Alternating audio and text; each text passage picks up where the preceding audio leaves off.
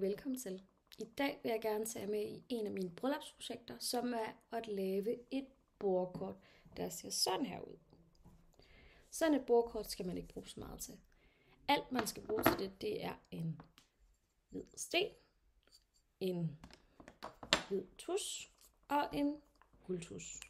Og går det galt, at man får lavet en fejl, så kan man faktisk også tage noget nejlakfjerner og en vatrundel og fjerne det.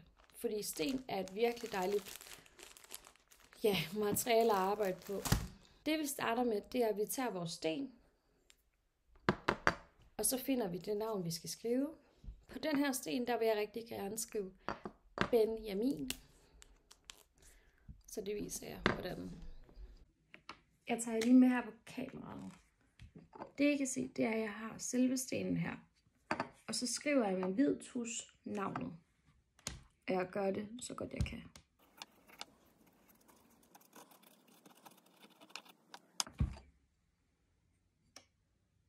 Benjamin.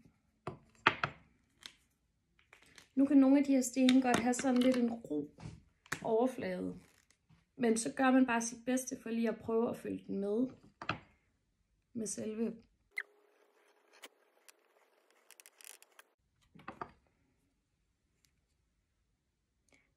Benjamin.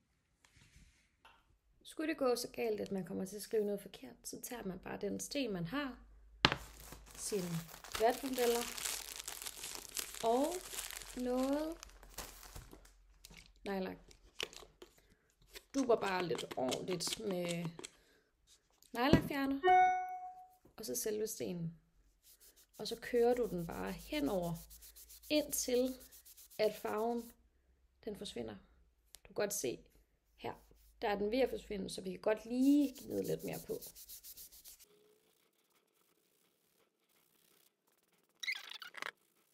Og bum!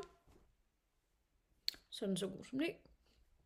Som sagt, alt det vi skulle bruge en hvid sten, hvid tus, guldtus, for at få det her resultat. De her to tusser har jeg købt over Shein. Den hvide tus har kostet mig 4,29 øre, og den guldtus har kostet mig 3,79. Og jeg har cirka lavet 80 bordkort, det vil sige, at hver bordkort har kostet 0,10 øre. Tak fordi I ville se med, og for at se flere gode bryllupstips på bryllup på budget, så følg gerne med nede under her, og like gerne den her video.